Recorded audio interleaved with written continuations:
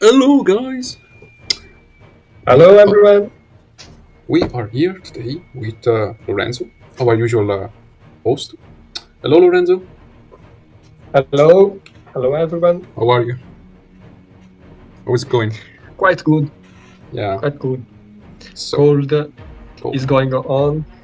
Yeah. War is rising. Yeah. It is quite an introduction, actually. And the movie we're talking about, it talks about war. Yeah.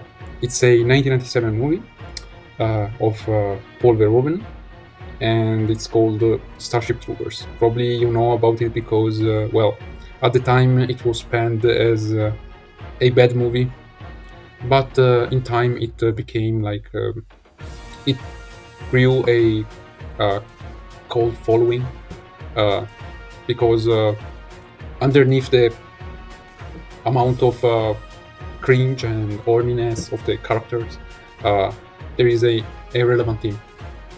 So, Lorenzo, would you like to uh, show us the plot of this movie?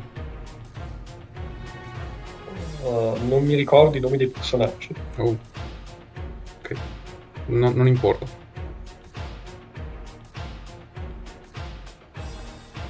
Tu te li ricordi? Non è importante. Vuoi di semplicemente la trama, come ti viene.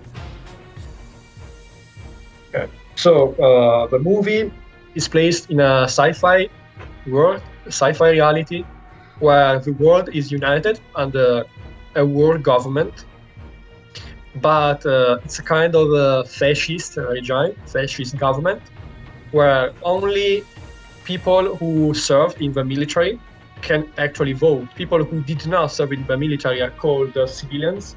People who do are called citizens. They can vote.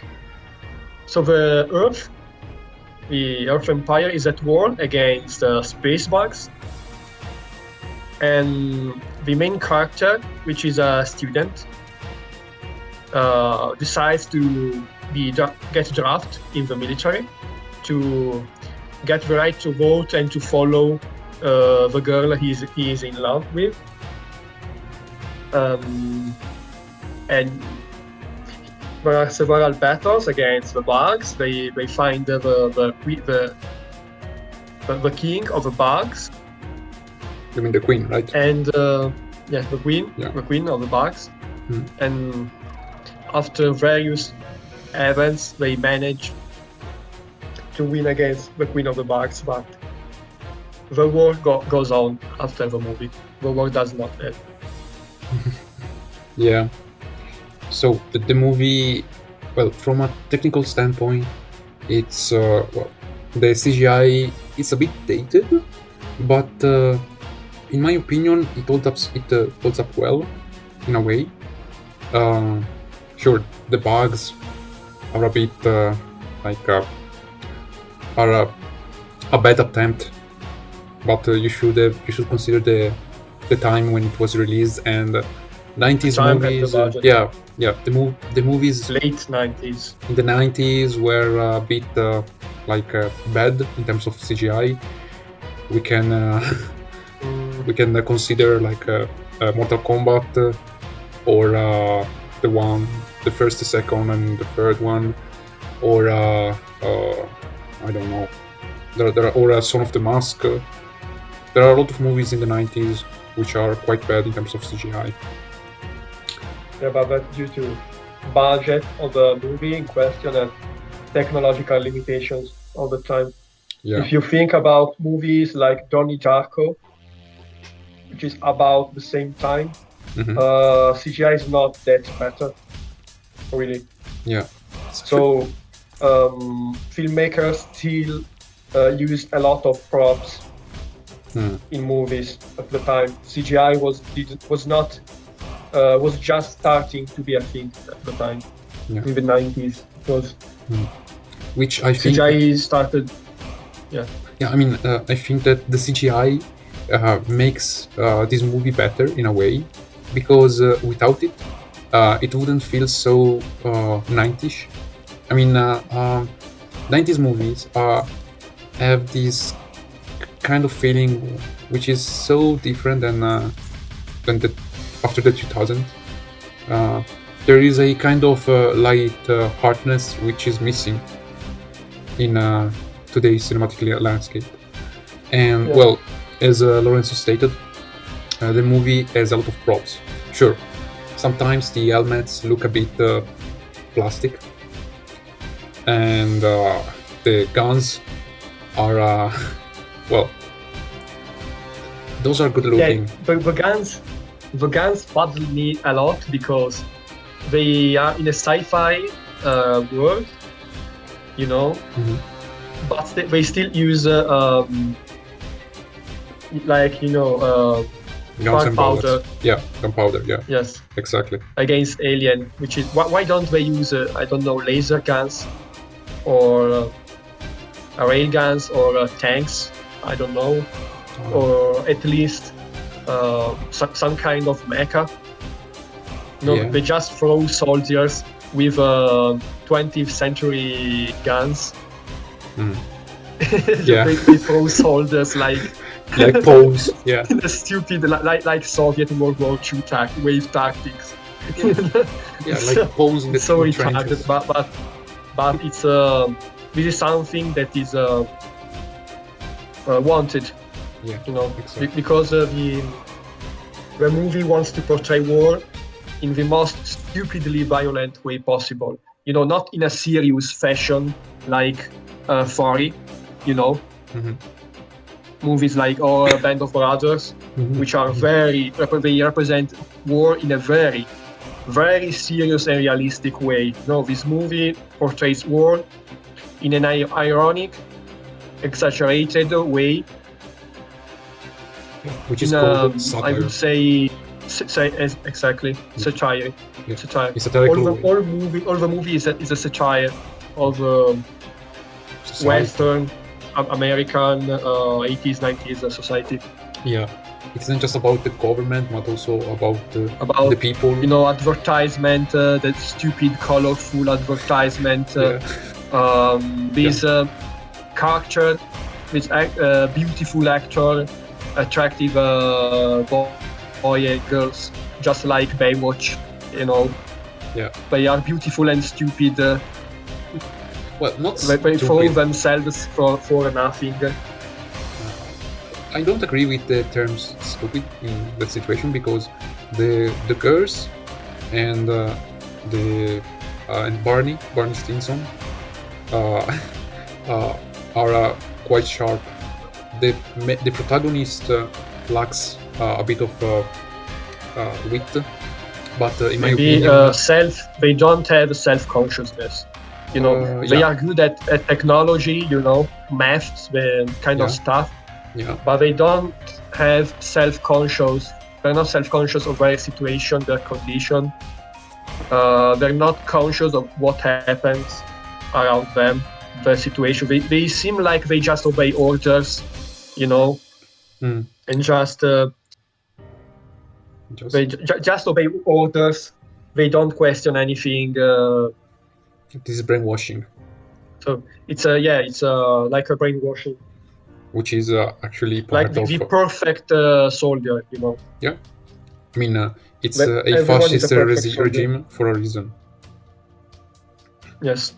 And you talked about the ads, which are about propaganda, and it's quite direct and uncensored. Yeah, it doesn't even seem like propaganda, like, you know, last century fascist propaganda, Soviet propaganda. It looks like modern advertisement, 90s advertisement, but it's actually propaganda. Yeah. War propaganda. Exactly. Yeah. Also, I would like to add that. So the advertisement as propaganda. Yeah. There's also the fact that I don't quite understand why the characters are that horny. Like they just think about killing bugs and having sex. 90s parody. Yeah. You know the kind of movies about teenage always horny teenagers always partying. Yeah. It's that kind of a cultural environment. Mm-hmm. Yeah. It's another level of irony. So you have satire of war, but also society and custom. Yeah. In this movie, and in some ways, it's more relevant today than it was in the 90s. Mm-hmm. Yeah. So things have actually have gotten worse. Yeah, as expected. Yeah, but I think that in the end, the acting, you couldn't say that the acting is bad because the script is purposefully bad. I mean, they want to portray the characters as shallow as possible. Yes. So in a way, there is it works. Yeah, it works. It just works. If it was a serious movie that takes itself too much seriously, it would have been a disaster. But in this case, it works perfectly. Yeah, it works. This is why this movie has a lot of scenes where the characters are either naked or having sex or washing or being in the bathroom naked with each other. The fact that this kind of showers naked. Yeah, they are having a shower all naked, men and women together, which is weird. And considering the time, like the 2020s, I think there's a message here. Yeah. Because the thing is, I think the core message of the movie is we live in a society where we have to give up our own individuality for the sake of a greater good of war of a card nation. That's what a fascist regime is. And the fact that both men and women are soldiers, they have showers together, and at the end the main character gives up his pain, for the death of his new girlfriend so easily. Like they seem so joyful to serve in the military. It just gives the sense that they have given up their individuality. So no personality, no men, no women, just soldiers. Yeah, and this is why the movie leitmotif of it. Yeah, this is also why the movie, even though it's easy and lighthearted, it has a lot of themes which are quite hard to swallow, because from the get-go we are told that the mankind is in an ongoing invasion against bugs, just because an asteroid was thwarted our planet and didn't eat us. So from the get-go we are told to be on the side of the villains, because you don't even know who are the good guys or the bad guys. It seems like a red flag event, to justify a war. Because how can bugs launch an asteroid? Exactly. How can they? Yeah. And I noticed that I've noticed that there are a lot of times during the movie where the bugs are looks like they are just defending themselves instead of attacking. I mean, the bugs are the victims, and the army is just finding a way to enjoy this carnage. And also, I would like to say that this movie doesn't shy from killing off a lot of characters, because as Lorenzo said, the main protagonist goes through a lot of loss and grief, to the point that he chooses apathy. which is in line with Yeah, the just forget everything like nothing ever happened. Yeah. You know, yeah, and just the like ending, Brave New World. Something like yeah, which is also remarked in the ending, where the scientist, I'm going to call him as always Barney because it's the same actor, um, s- touches the queen and says that she's afraid, and it doesn't change the course of the war. I mean, the mankind doesn't stop fighting; they keep killing the bugs. That's so disturbing. Uh, it's th- this is why the movie it's interesting because it's able to be um, a fun to be fun to watch and also to be thoughtful, which is rare today. Usually today we have either movies which are dumb or movies which are deep. For example, Morbius and Oppenheimer. We don't have much in between.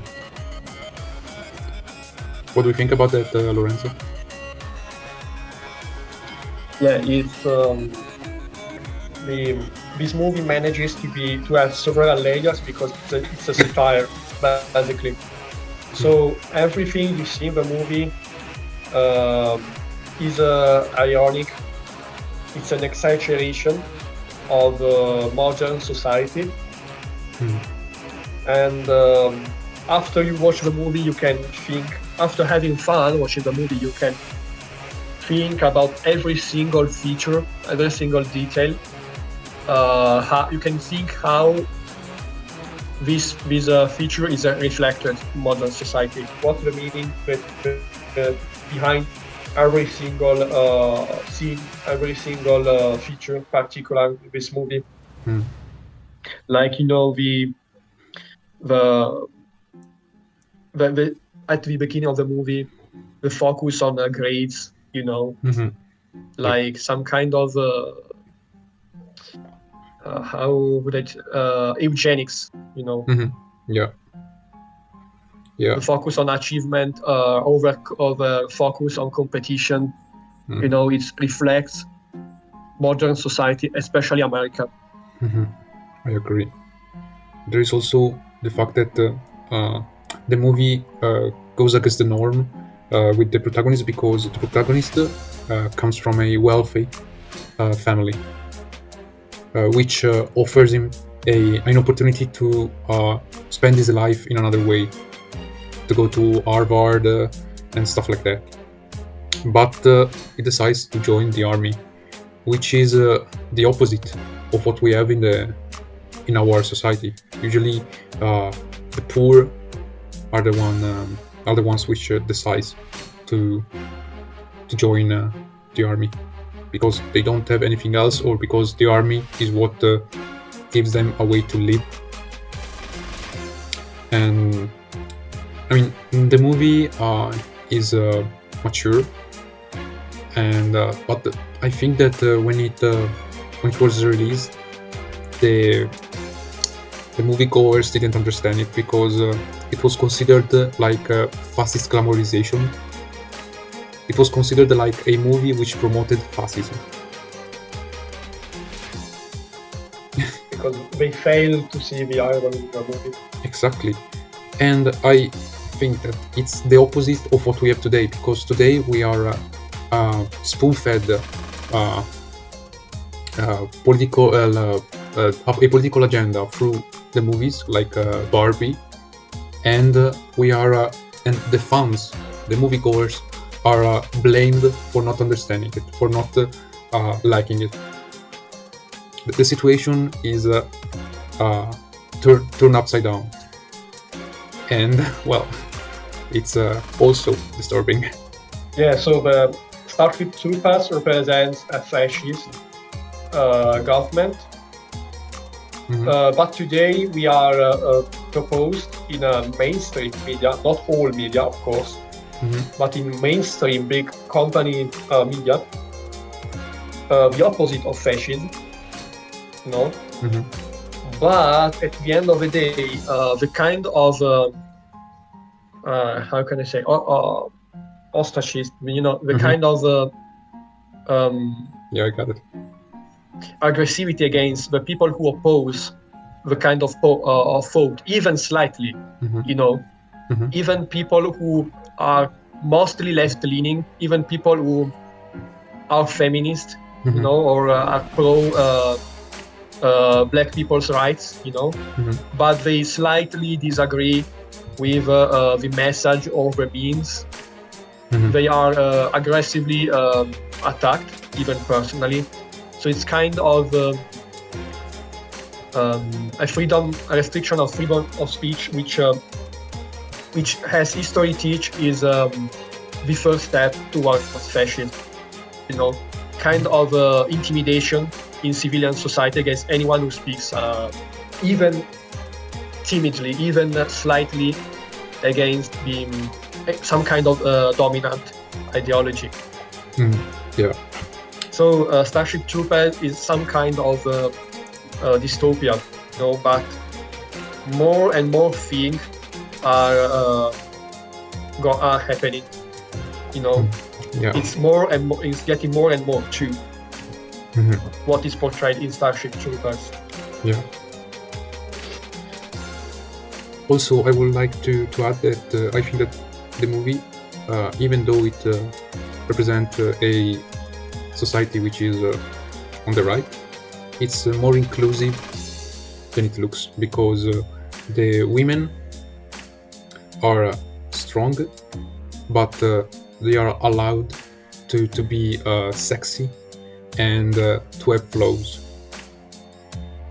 Because today women in the medias are represented just strong like men, but they lack the characteristic which belongs to the women.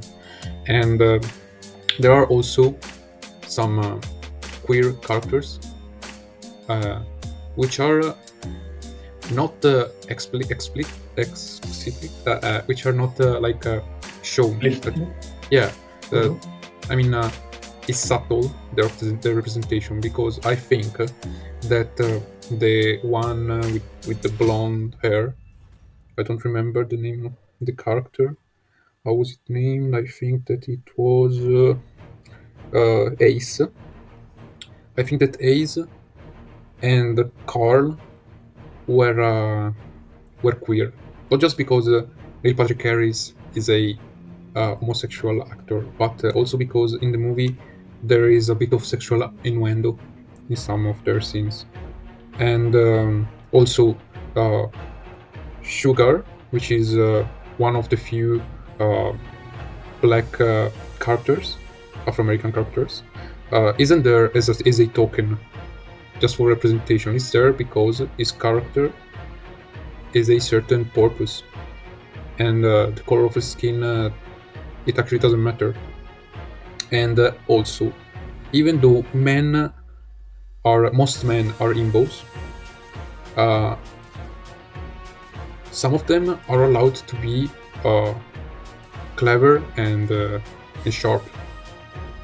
Because if Starship Troopers was released or rebooted today, I think that the women would have been just strong and like better than every man, and every man would have been just an imbo. Yeah, it's all the characters are are acted by attractive people, Mhm. which is it's not random. Uh, it's a satire of movies, media of the time, Mhm. like TV series, movies, where all the characters are attractive, you Mhm. know, Yeah. So. like Baywatch and the kind. And at the time there wasn't much cultural backlash against sexualizing people, Mhm. especially women. Mhm. It was something. It was socially acceptable. Mhm. Today, to represent women as attractive and sexual, in media is like objectifying them. Mm. So I do have a doubt about this, because on one hand it's true, but on the other hand, you know, refusing to represent attractive women on media because you fear you may objectify them is it's kind of excessive, you know. Yeah. But yeah, the level of sexual objectification, of sexualization in 90s media was excessive. Yeah, exactly. So, to conclude our pod, what do you think overall of this flick? So it's pleasurable, both light-hearted movie, but in a second moment after watching the movie, it gives a lot of food for thought. Mm-hmm. So it's definitely worth watching. I'd give it, 7.5, more or less, as a Okay. rating, because it's not the best social critique movie I have ever seen. Mm-hmm. Because I believe that, okay, it represents many problems in modern society, but I think it's kind of excessive of Mm-hmm. saying that our society is fascist. I don't think our society is fascist. You might say that our society is crawling slowly towards fascism, okay? Mm-hmm. So the movie might be a representation of what society might become. But I don't think that current society is still relatively free if you compare to uh, the West in the past, but also the rest of the world outside of the West. Mm-hmm. Yeah, I agree. So it's more of a critique of warmongering in the 90s, 80s, we call it war, but also consumerism and the kind of media in the 90s. Mm. Yeah, I agree. So it's a But yeah, it's a 7.5. good movie. 7.5. Yes. Usually you use integers, but I agree with you.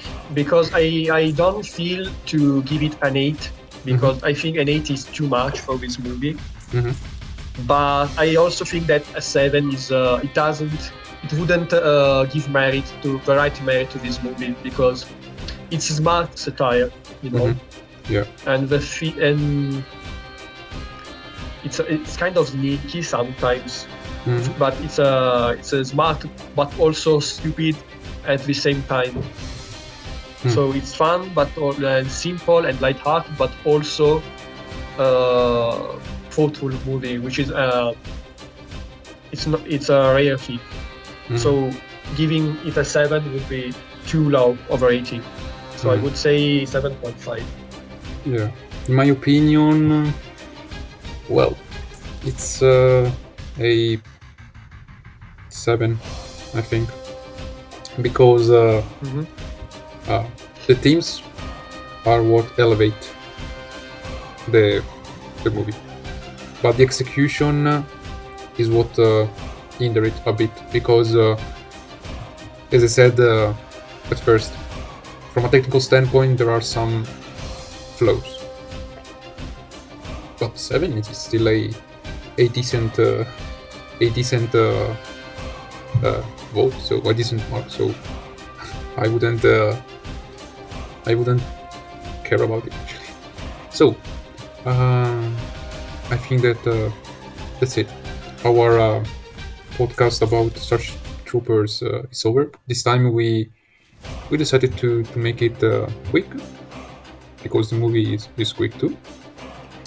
And that's it. That's all from us. And thank you, Lorenzo, as always, for being here. So we will Thank you. Think about our next podcast, our next movie or series to review. You can also suggest in the comments. And as always, don't forget to like, subscribe, and do whatever you want to do. Or else to be bad. Yeah. Or else, what? Or else? Press the bell. Oh yeah, press the bell. And Yes. yeah. So I think that today the hashtag is do your part. So I'm doing my part. Yeah. And just remember that cockroaches and bugs are bad, so you just have to annihilate all of them. And that's it. So have a nice day, evening, afternoon. And we'll see Good night. in the next podcast Episode episode. Yeah, exactly. of the podcast. Of the Owlcast. Yeah. Bye. Bye bye.